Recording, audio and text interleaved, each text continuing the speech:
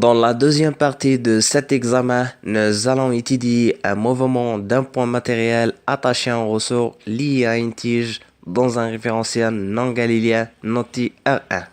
D'après l'énoncé de ce problème, nous avons le référentiel de centre O et d'axe X, Y, Z.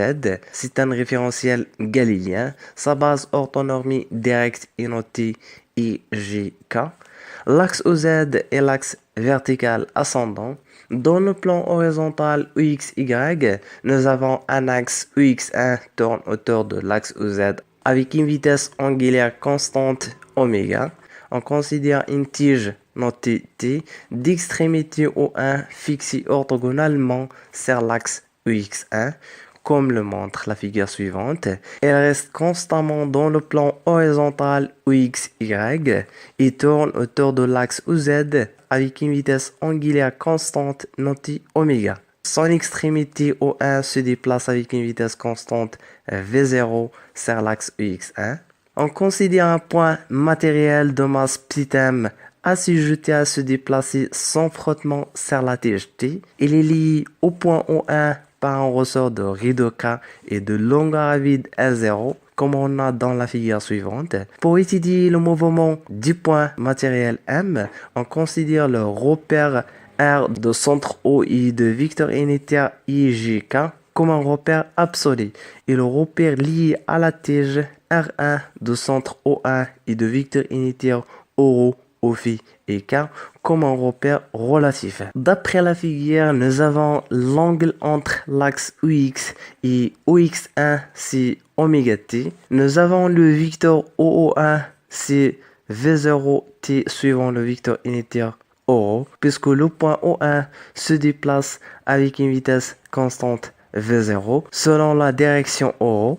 Nous avons O1M, c'est R OPhi, puisque le point M est lié à la tige et se déplace sans frottement sur la tige, alors il est dirigé suivant le vecteur unitaire OPhi. La force de rappel exercée par le ressort sur le point M est donnée par l'expression suivante. Nous avons la force FR égale moins K facteur R moins L0 suivant le vecteur unitaire OPhi. La réaction de la tige T sur le point M est notée R. Elle est perpendiculaire au sens de mouvement, puisque le mouvement du point M est s'effectuer sans frottement. Alors, on va voir qu'il est perpendiculaire au sens de mouvement. L'accélération de pesanteur notée G elle est dirigée inversement au vecteur unitaire K. Nous avons donc le vecteur G égale G suivant le vecteur unitaire moins K. Dans la suite, tous les grandeurs vectorielles doivent être exprimées dans la base ORO, OPhi et K. Dans la première question de la partie cinématique de ce problème, nous allons vérifier que la vitesse instantanée de rotation de R1 par rapport à R égale oméga suivant le vecteur unitaire K.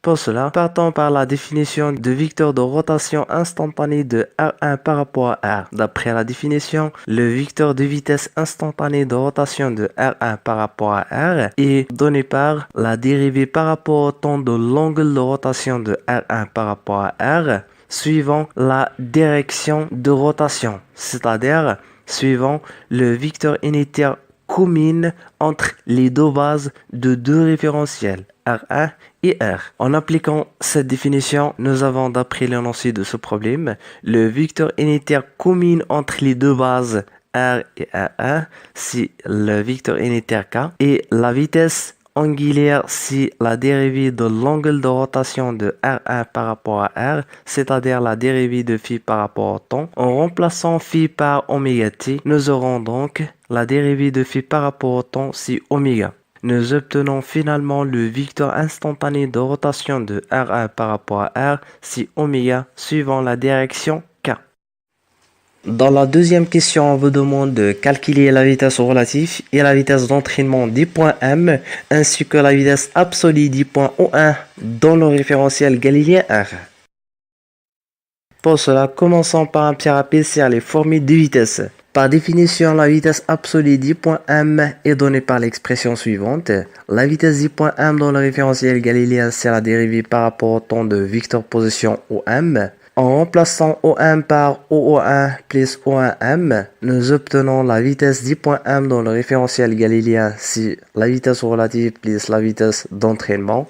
Avec la vitesse relative, c'est la dérivée de O1M par rapport au temps dans le référentiel R1. Et la vitesse d'entraînement, c'est la vitesse d.O1 dans le référentiel galiléen R, plus le vecteur instantané de rotation de R1 par rapport à R, vectoriel O1M. Nous utilisons cette définition. Dans notre cas, nous aurons donc la vitesse d.O1 dans le référentiel galiléen R. C'est la dérivée de OO1 par rapport au temps dans le référentiel galiléen R. En remplaçant OO1 d'après l'énoncé par V0t suivant le vecteur unitaire ORO, nous obtenons la dérivée par rapport au temps de V0t ORO. Donc, la dérivée de V0t donne V0. Et la dérivée de ORO par rapport au temps donne phi point au phi. Nous obtenons finalement la vitesse d.O1 dans le référentiel galiléen R, c'est V0 ORO plus V0t oméga suivant le vecteur unitaire au phi. Pour calculer la vitesse relative d.m dans le référentiel relatif R1, nous avons VR de m dans le référentiel R1, c'est la dérivée de O1m par rapport au temps dans le référentiel R1. Nous remplaçons O1m par son expression. Nous obtenons la dérivée par rapport au temps dans le référentiel R1 de R suivant le vecteur unitaire au phi. Et puisque le vecteur unitaire au phi est fixe dans le référentiel relatif R1, alors nous aurons finalement la vitesse relative d.m dans le référentiel R1, c'est R point suivant la direction au phi. Pour calculer la vitesse d'entraînement d.m, d'après la définition, nous avons VE de m, c'est la dérivée de OO1 par rapport au temps dans le référentiel galiléen R, plus le vecteur instantané de rotation de R1 par rapport à R, vectoriel O1m. Nous remplaçons chaque terme par son expression, nous aurons finalement la vitesse VE de m, c'est la vitesse d.O1 dans le référentiel galiléen, plus oméga suivant la direction k, vectoriel R suivant la direction au phi. Le produit vectoriel entre k et au phi donne moins ORO. Nous aurons finalement la vitesse d'entraînement d.m égale V0 moins R oméga suivant la direction ORO plus V0t oméga suivant la direction au phi. Dans la troisième question, vous calculez l'accélération relative d'entraînement et de corrélise d.m.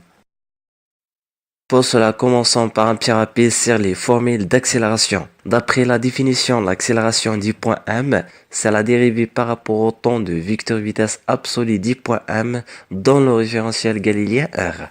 En remplaçant le vecteur vitesse absolu par le vecteur vitesse relative plus le vecteur vitesse d'entraînement d.m, nous aurons donc le vecteur accélération, c'est la dérivée de VR par rapport au temps dans le référentiel galiléen, plus la dérivée de VE par rapport au temps dans le référentiel galiléen. Par conséquent, on peut définir l'accélération relative par l'expression suivante. Gamma R de m dans le référentiel relatif R1, c'est la dérivée de VR par rapport au temps dans le référentiel relatif R1. L'accélération d'entraînement, notée gamma E de m, c'est la dérivée de oméga par rapport au temps vectoriel O1m plus oméga vectoriel O1m, avec oméga c'est le vecteur instantané de rotation de R1 par rapport à R. L'accélération de Coriolis noté gamma c est donnée par l'expression suivante. 2 oméga vectoriel VR. Avec oméga, c'est le vecteur vitesse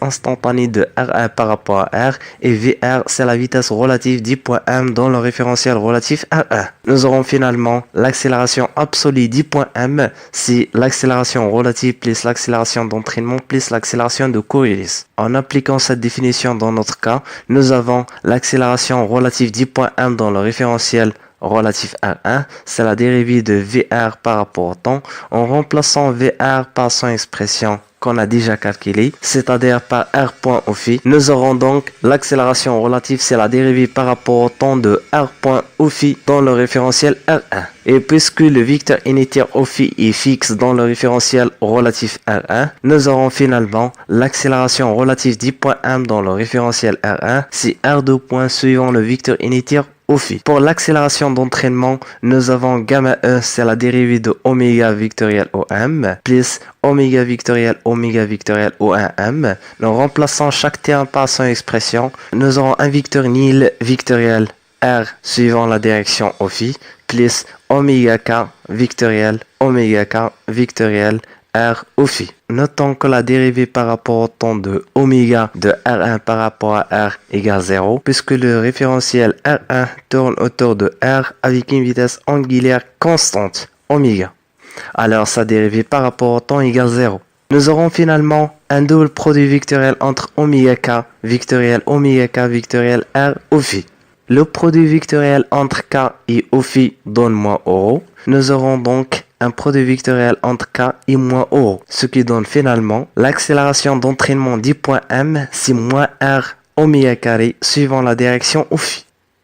Finalement, l'accélération de Coriolis est donnée par l'expression suivante. Gamma c, c'est 2 oméga vectoriel VR. Nous remplaçons chaque terme par son expression. Nous aurons donc un produit vectoriel entre K et au phi, ce qui donne finalement gamma c de M, c'est moins 2 oméga R point suivant la direction au.